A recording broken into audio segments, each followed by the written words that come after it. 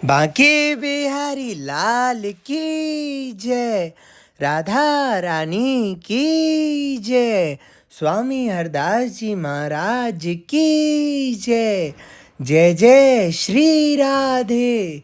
सबसे पहले तो आप सभी लोग आज गोवर्धन पूजा के दिन पर सबसे पहले तो धीरी को प्रणाम कीजिए और धीरी को मानसिक रूप से प्रणाम करके ठाकुर जी के श्री चरणों में अपनी हाजिरी लगाइए। और आप सभी को सलोने बांके बिहारी भक्त परिवार की तरफ से गोवर्धन पूजा की हार्दिक शुभकामनाएं।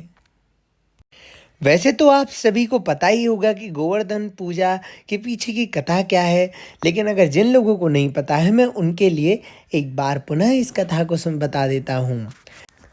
एक बार सभी ब्रजवासी बहुत धूमधाम से अन्नकूट की तैयारी कर रहे थे और बड़े ही उत्तम उत्तम पकवान बना रहे थे। तो एक बार हमारे कान्हा ने यशोदा मैया से पूछा कि हे मैया, ये आप किसकी पूजा के लिए भोजन बना रही हैं? तब मैया ने बोला कि हम देवराज इंद्र की पूजा के लिए अन्नकूट बना रहे हैं। फिर श्री कृष्ण ने पूछा कि हम देवराज इंद्र की पूजा क्यों करते हैं? तो मैया बोली कि ताकि देवराज इंद्र वर्षा कर सकें और उनकी वर्षा के प्रभाव से अन्न उत्पन्न हो सके और हमारी गाय भैंसों को चारा भी मिल सके। तब श्री कृष्ण ने जवाब दिया कि हमारी गाय तो गोवर्धन पर्वत पे जाकर चारा खाती हैं, तो ऐसे तो हमें गोवर्धन पर्वत की पूजा करना चाहिए, क्योंकि गोवर्धन पर्वत से ही हमें अन्न की प्राप्ति होती है।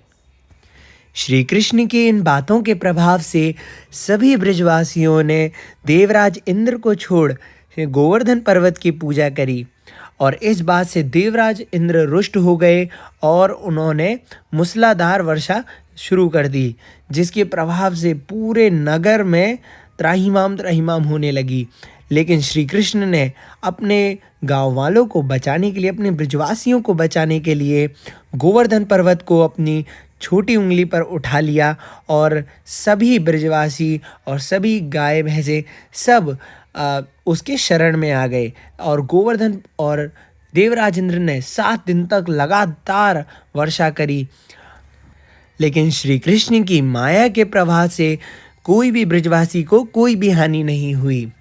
जब देवराज इंद्र ने देखा कि एक नन्हा सा बालक उन्हें हरा रहा है, तो वो समझ गए कि ये कोई आम बालक नहीं है और ये वृतांत को लेकर वो ब्रह्मा जी के पास गए। तो ब्रह्मा जी को उन्होंने जब ये सारी कथा सुनाई, तब ब्रह्मा जी ने कहा कि आप जिसको एक भोला बालक समझ रहे हैं, वह भगवान विष्णु के अंश है, यानी भगवान विष्णु का ही अवतार है। तो देवराज इंद्र का सारा अहंकार चूर चूर हो गया और वह क्षमा प्राप्ति की भावना से भगवान श्री कृष्ण के पास गए। श्री कृष्ण जी के पास जाकर उन्होंने श्री कृष्ण से माफ़ी मांगी और उनसे कहा कि हे प्रभु, मैं आपके इस अवतार को समझ नहीं पाया, आप तो कृपालु हैं, आपकी माया के आगे मेरी ये शक्तियाँ कुछ भी नहीं है, ये शक्तियाँ मुझे आप ही से ही प्राप्त होती हैं, कृपा करके मेरी इस भूल को माफ़ कीजिए। और फिर श्री कृष्ण का भोग लगाया।